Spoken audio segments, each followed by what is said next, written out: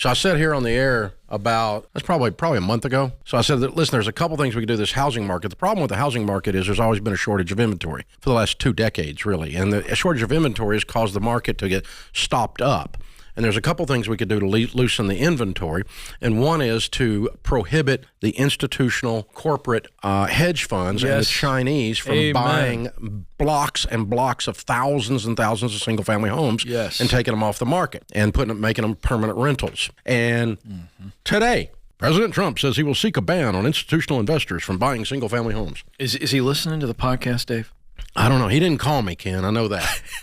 I'm happy if it's his idea, as long as it happens, right? I don't care whose idea it is. Yeah, the other thing we said, and if you're listening to President Trump, we said this one too, and I hadn't seen this show up yet. Maybe it'll come up in a week or two. The capital gains, zero capital gains on personal residence up to $500,000 married filing jointly has been in place for like 25 years. So here's what you do. Make that $2 million. And you know what happens? A bunch of boomers that are sitting on a bunch of equity would sell their houses, and that would unclog the market.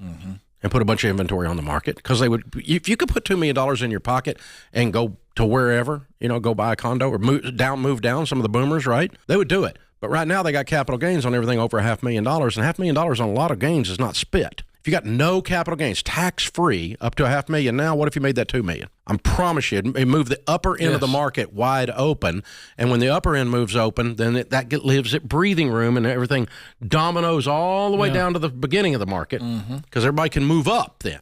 They're not stuccola.